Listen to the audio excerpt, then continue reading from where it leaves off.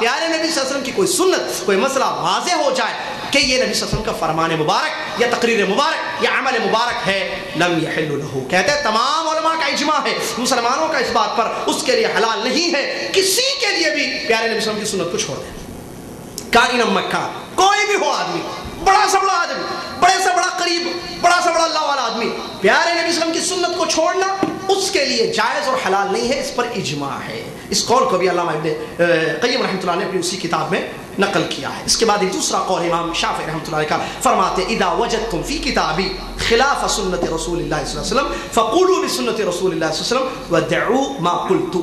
ذکر هذا القول الامام النووي رحمہ اللہ فی کتاب المجموع، امام نووی رحمۃ اللہ علیہ کی مشہور کتاب ہے المجموع، اس میں اس قول کو نقل کرتے ہیں کہ امام شافعی رحمۃ اللہ نے فرمایا جب تم میری کتاب میں، ان کی کتاب ہے کتاب الام المسند الشافعی کی کتاب ہے، تو کہتے ہیں اگر میری کتاب میں نبی صلی اللہ علیہ وسلم کی سنت کے خلاف کوئی میرا قول دیکھو تو کیا کرو؟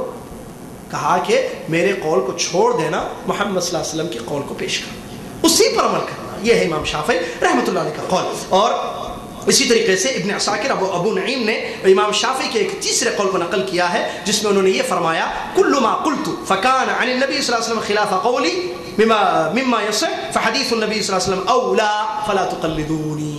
امام شافعی رحمۃ اللہ علیہ میں کوئی بھی قول بتاؤں، میں کوئی بھی فتویٰ دوں، تم دیکھو پیارے نبی صلی اللہ علیہ وسلم کی حدیث کیا ہے، اگر نبی صلی اللہ علیہ وسلم کی حدیث میرے قول کے خلاف ہے تو نبی صلی اللہ علیہ وسلم کی حدیث اولا ہے، زیادہ بہتر ہے، یہ واجب ہے کہ ان کی بات کو لیا جائے اور میری بات کو چھوڑ دیا جائے، اور میری تقلید مت کرنا، کہتے ہیں میری تقلید مت کرنا۔ امام احمد ابن حنبل رحمۃ اللہ علیہ مشہور امام ہے، المسند ان کی بہت مشہور ہے جس میں 40,000 حدیثیں انہوں نے جمع کی ہیں، جس میں صحیح اور ضعیف دونوں قسم کی احادیث صحیحہ احادیث مبارکہ ہیں۔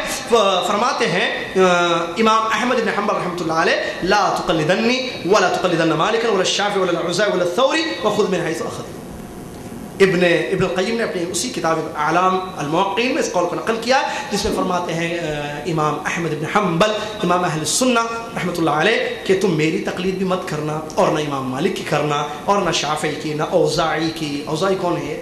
ہم کو چار ہی معلوم ہے، لوگ سمجھتے چار ہی امام ہیں، امام بہت گزرے ہیں۔ ایک مسئلہ بتا دوں باتوں کے دوران کہ لوگ کہتے ہیں چاروں امام ہی گزرے ہیں، اور چار کس نے کہا؟ آپ کا اپنا علم ہے کہ چار گزرے ہیں، پڑھو تو پتا چلے 40 گزرے ہیں، 45 گزرے ہیں، 50 بھی ہیں، 70 بھی ہیں، امام چیک کرو تو بہت گزرے ہیں۔ عبداللہ بن مبارک کو کوئی جانتے ہیں رحمۃ اللہ علیہ، وقت کے بہت بڑے، سفیان بن عیینہ محدث، امام بخاری کے استاد سفیان الثوری رحمۃ اللہ علیہ، اور امام اوزاعی رحمۃ اللہ علیہ، اور امام ثوری رحمۃ اللہ علیہ، علماء ائمہ گزرے ہیں۔ پھر کیا بات ہے کہ دنیا نہیں جانتی ہے؟ اس کا جواب یہ ہے کہ ان چاروں جو امام مشہور ہیں دنیا میں یا ان کو ماننے والے آپ کو نظر آتے ہیں، ان کے شاگردوں نے ان کے مسلکوں کو پھیلایا ہے۔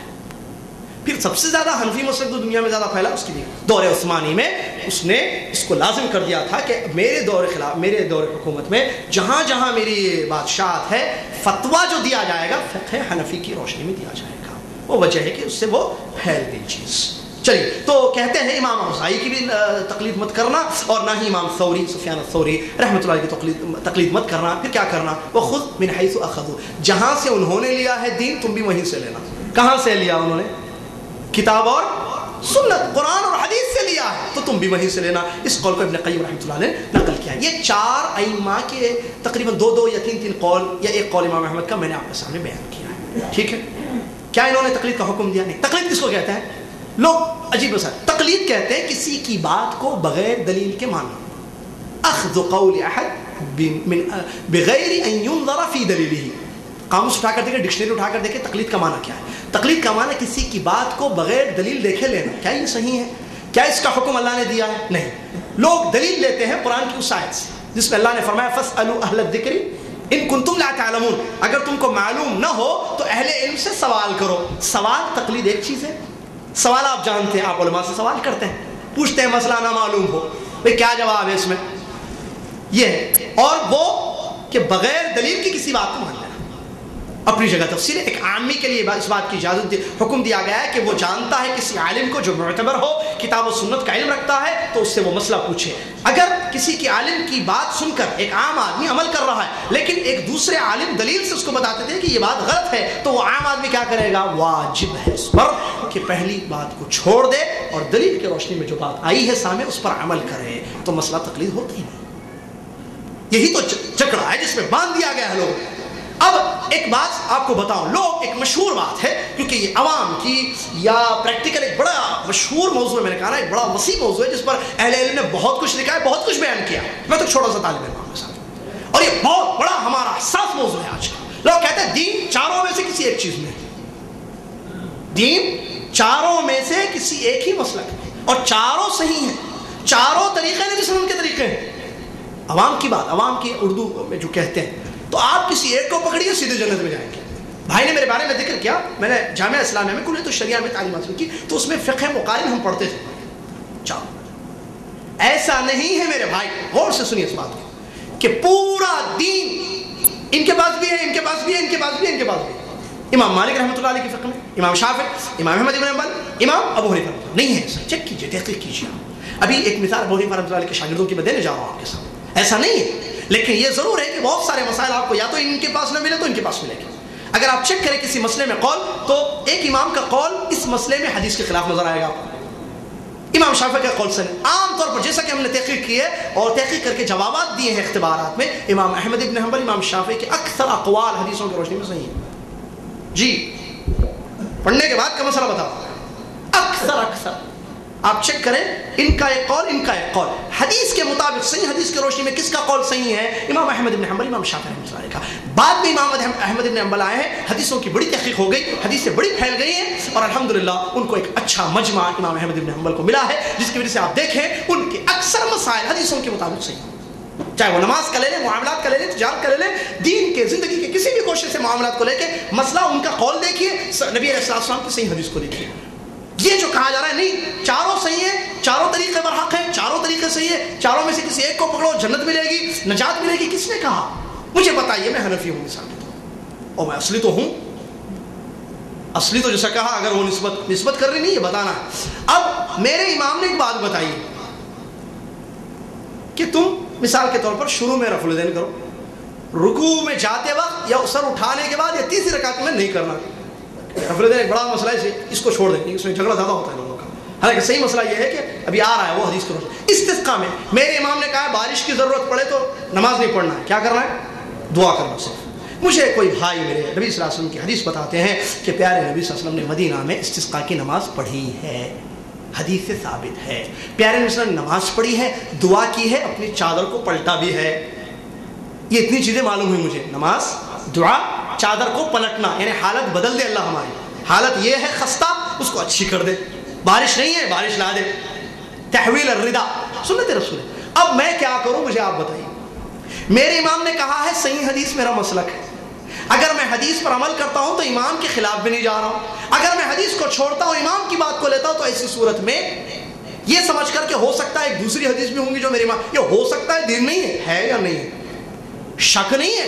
نبی صلی اللہ علیہ وسلم نے کیا فرمایا؟ اگر تم نے وضو کر لیا، شک ہو کہ وضو ٹوٹ گیا تو شک پر عمل مت کرو، وضو صحیح ہے. علماء نے قاعدہ بنایا باقاعدہ، الیقین لا یزول بالشک، اصولی قاعدہ ہے، الیقین لا یزول بالشک، شک کی بنیاد پر یقین ختم نہیں ہوگا. قاعدہ ہے قرآن و حدیث کی روشنی میں علماء نے بنایا، فقہی قاعدہ ہے، الیقین لا یزول بالشک. آپ کے پاس ایک یقین ہے، میں نے وضو کر لیا، اس کے بعد شک آ رہا ہے کہ میرا وضو شاید ٹوٹ گیا، شاید ہوا نکل گئی، شاید سو گیا، شاید ہو سکتا نہیں. الیقین موجود ہے، لا یزول بالشک. کتاب و سنت کی روشنی میں قاعدہ ہے کہ آپ شک پر عمل نہیں کریں گے، نہیں میں پھر وضو کر لیتا ہوں، نہیں. حدیث کی روشنی میں یہ مسئلہ ہے، کتاب و سنت کی روشنی میں، کہ آپ اسی وضو پر نماز پڑھیں. تو یہ ہو سکتا ہے میرے امام کے پاس حدیث دوسری پہنچی نہیں، میرے بھائی امام کا نہیں ہے مسئلہ. اب تمہارے پاس حدیث ہے، تم یا تو حدیث کو لو یا تو امام کی بات کو لو. ایسے نہیں ہو سکتا ہے کہ دونوں پر عمل ہو. حدیث پر عمل کریں گے تو امام کی بات بھی نہیں جائے گی، اور اللہ تعالیٰ قیامت کے دن یہی پوچھنے والا ہے. ناجی اور مجھے بتائیے، اگر کوئی شخص اتنے دین کو مان لے، اتنی دین پر عمل کرے جتنے دین پر صحابہ نے، تابعین نے عمل کیا، کیا وہ نجات پائے گا یا نہیں پائے گا؟ کافی ہے نا. اگر میں یہ کہوں کہ میں صحابہ کو پڑھتا ہوں، میں صحابہ کی زندگیوں کو دیکھوں گا، میں ابو بکر کی نماز پڑھوں گا رضی اللہ عنہ، ذرا یہ پوچھیے نا علماء سے تحقیق کی، کتنا اچھا لگے گا. ابو بکر کے بارے میں کوئی کچھ بولے گا؟ اہل السنہ والجماعہ میں سے کوئی کچھ نہیں بولے گا. کہے گا دیکھیے مولانا جی، حافظ جی، فلاں جی، علامہ صاحب، میں کام کرتا ہوں، ابو بکر صدیق رضی اللہ عنہ کی نماز مجھے بتا دیجیے، میں اتنی نماز پڑھ لوں گا، یہ جھگڑوں میں نہیں جاؤں گا. پوچھ لیں ابو بکر صدیق رضی اللہ تعالیٰ عنہ جو افضل ہے صحابہ میں، نبی علیہ الصلوۃ والسلام نے زبان مبارک سے جن کو خوشخبری دی، افضل ہے. اللہ نے قرآن میں صاحب ہی کہا، تعریف کی اللہ نے، ولا یأتل اولو الفضل منکم، اولو الفضل کہا اللہ نے.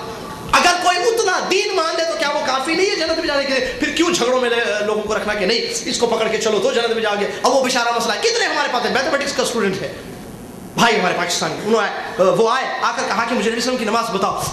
نماز نبی جو سید شفیق الرحمان صاحب کی کتاب اللہ ان کو جزائے خیر دے کتاب دی. وہ بھائی نے حدیث سے پڑھی، کہا کہ یہ کیا ہے، اور ہمارے پاس پاکستان میں نماز اسی لیے پڑھی جاتی ہے نا. پریشان ہے عوام، وہ کہتے ہیں یہ کیا ہے اور ہماری کون سی نماز ہے پھر یہ تو نبی صلی اللہ علیہ وسلم کی یہ نماز اس کتاب میں لکھی ہوئی ہے. حدیث میں بخاری میں یہ، ترمذی میں یہ، ترمذی میں صحیح حدیث ہے، فلاں فلاں حدیث کی کتب ستہ میں یہ حدیثیں موجود ہیں. نبی صلی اللہ علیہ وسلم نے تو ایسی نماز پڑھی ہے اور میری نماز تو ایسی ہے. بیچارہ پریشان ہے، واللہ رویا، آنکھوں سے آنسو نکلے، اور پتہ نہیں کتنے ایسے آنسو لوگوں کے نکل رہے ہیں. کہاں لا کر کھڑا کر دیا عوام کو ہم لوگوں نے. اللہ کی کتاب نبی صلی اللہ علیہ وسلم کی حدیث دیتے تھے کافی تھا. اماموں کا احترام اپنی جگہ سرا کو پر ہے. کس نے کہا امام کو کچھ بولو؟ امام کو ماننا ہے، کس نے نہیں کہا. یہ ماننا بھی عجیب اردو کا جملہ ہے قاری صاحب، عجیب جملہ ہے، مجھے سمجھ میں نہیں آتا انڈیا میں. ماننا، آپ امام کو نہیں مانتے؟ ارے کس نے کہا نہیں مانتے بھائی؟ کیا ہے امام کو ماننا؟ مجھے بتائیے، اس جملے کی وضاحت کیجیے. امام کو ماننے کا مطلب یہ ہے کہ اگر میں امام کو امام سمجھوں، عالم سمجھوں، فقیہ سمجھوں، اللہ والا سمجھوں تو رائٹ، صحیح ہے، میں مانتا ہوں. اگر آپ کا ماننے کا مطلب یہ ہے کہ امام کو پکڑ کے چلو حدیث چھوٹے تو چھوٹے، نہیں، میرے نبی صلی اللہ علیہ وسلم کو نہیں چھوڑ سکتا میں، محمد صلی اللہ علیہ وسلم. حدیث چھوڑ جائے کوئی، امام کی بات چھوڑ جائے کوئی، حدیث پیارے نبی صلی اللہ علیہ وسلم کی حدیث کو نہیں چھوڑ سکتا میں. اگر ماننے کا یہ معنی ہے تو غلط ہے. اگر ماننے کا یہ معنی کہ آپ ان کی عزت نہیں کرتے، احترام نہیں کرتے، تو یہ بات غلط ہے. عزت کرتے ہیں، عزت کرتے ہیں، احترام کرتے ہیں، کوئی شک نہیں. ایک مسلمان کا مسلمان پر عزت اور احترام ضروری ہے. نبی صلی اللہ علیہ وسلم کی بے شمار احادیث ہے. کیا ایک مسلمان دوسرے مسلمان کی بے عزتی کر سکتا ہے؟ نہیں. الا ان اعراضکم واموالکم حرام بینکم کحرمت یومکم ھذا فی بلدکم ھذا. الحدیث مشہور حدیث ہے. حجۃ الوداع کے موقع پر نبی صلی اللہ علیہ وسلم نے فرمایا تمہارے آپس میں ایک دوسرے کی عزت، جان، مال حرام ہے، جیسے حرمت حرام ہے، جیسا کہ آج کا دن، آج کا مہینہ، یہ جگہ مکہ المکرمہ حرمت والی ہے. کس نے کہا بے عزتی کی؟ نہیں ہو سکتی. امام تو ہم سے بہت اچھے آدمی ہیں، بڑے اچھے امام گزرے، ہم ان کی عزت اور احترام کرتے ہیں، لیکن عزت اور احترام کا یہ معنی نہیں ہوگا کہ ان کی بات پر اللہ کے نبی صلی اللہ علیہ وسلم کی بات پر ان کی بات کو رکھیں. نہیں، کیونکہ قرآن میں اللہ نے منع کیا. آیت ہے جیسا کہ شروع میں نے پڑھی، آپ کے سامنے اللہ تعالیٰ فرماتا ہے، یہ دیکھیے، یا ایھا الذین آمنوا لا تقدموا بین یدی اللہ ورسولہ. اگر ایمان ہے مومنو تو اللہ اور اس کے رسول کی بات کے آگے کسی اور کی بات کو مت رکھو، ورنہ کیا ہوگا؟ آخر میں کہتا ہے اللہ تعالیٰ ان تحبط اعمالکم وانتم لا تشعرون. پتہ نہیں چلے گا، اعمال برباد ہو جائیں گے. کیسے محمد صلی اللہ علیہ وسلم کی حدیث کے آگے میں کسی کی بات کو رکھ سکتا؟ نہیں میرے بھائی. تو یہ کہنا کہ نہیں پکڑ کر چلو غلط بات ہے. ماننا اس طریقے سے ہوگا جو میں نے وضاحت کی تو ٹھیک ہے. دوسرے طریقے سے ماننا کہ انہی کی بات پر ان کی طرف نسبت کرنا اور انہی کی بات پر عمل کرنا، پوری نمازیں، پوری عبادتیں، پورا دین، پوری زندگی انہی کے مطابق گزارنا، معاف کیجیے، یہ نہیں ہو سکتا.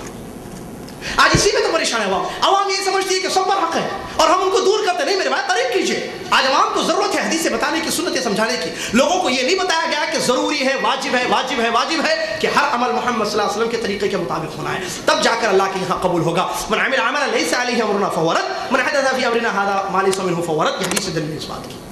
پیارے نبی صلی اللہ علیہ وسلم کے طریقے کے مطابق عمل نہیں ہوگا، برباد ہو جائے گا. اللہ تعالیٰ قرآن میں کہتا ہے وجوہ یومئذ خاشعہ عاملۃ ناصبہ تصلی نارا حامیہ. اللہ تعالیٰ کہتا ہے کچھ چہرے قیامت کے دن آئیں گے جو ڈرے ہوئے ہوں گے. ابن کثیر نے اس کی دو تفسیریں بیان کی، اس میں ایک تفسیر کو غور سے سنیں. کہتا ہے اللہ تعالیٰ وجوہ یومئذ خاشعہ، کچھ لوگ قیامت کے دن آئیں گے جو ڈرے ہوئے ہوئے ہیں، عاملہ ناصبہ، جنہوں نے عمل کیا، جو تھک گئے. نصب تھکنے کو کہتے ہیں، تھک، بہت تھک کر انہوں نے عمل کیا. تصلی نارا حامیہ، دہکتی ہوئی آگ میں داخل ہوں گے. کیوں؟ اللہ عمل کیا، ڈرے. خاشعہ، عاملہ، ناصبہ، تین صفات کے باوجود تصلی نارا حامیہ. اللہ تعالیٰ تفسیر میں لکھا گیا ہے کہ اس کی وجہ یا تو ان کا عمل خالص اللہ کے لیے نہیں تھا، یا تو ان کا عمل پیارے نبی محمد صلی اللہ علیہ وسلم کے طریقے کے مطابق. میرے بھائی، نبی صلی اللہ علیہ وسلم کا طریقہ ہمارے لیے کافی ہے. میں یہ کہتا ہوں اماموں کو مانو، عزت کرو، لیکن ماننے کا وہ معنی نہیں. آپ عمل کرتے ہو ٹھیک ہے، آپ نماز پڑھتے ہو ٹھیک ہے، لیکن اگر آپ کو پتہ چل جائے، آپ کے پاس حدیث آ جائے اور آپ پر واجب ہے کہ علم حاصل کریں، آپ کے سامنے حدیث آ جائے کہ نبی صلی اللہ علیہ وسلم کا یہ طریقہ ہے، تب تو چھوڑنا واجب ہے. یہ کہنا ہے کہ نہیں نہیں ہو سکتا ہے، یہ دین نہیں، یہ محبت نہیں ہے نبی صلی اللہ علیہ وسلم کی. نبی صلی اللہ علیہ وسلم کی محبت یہ ہے کہ آپ اتباع کریں. قل ان کنتم تحبون اللہ فاتبعونی یحببکم اللہ. یہ دلیل ہے میرے بھائی. اور شاگردوں کی زندگی میں یہ چیز ہم کو نظر آتی ہے، لیکن آج عوام کے اندر یہ چیز نظر آتی ہے. جیسا کہ مثال کے طور پر آپ کے سامنے میں دو شاگردوں کے قول آپ کے سامنے رکھوں، بالکل ملازم شاگرد. امام محمد رحمۃ اللہ علیہ، مشہور ہے بھائی، مشہور امام ابو حنیفہ کے شاگرد ہیں.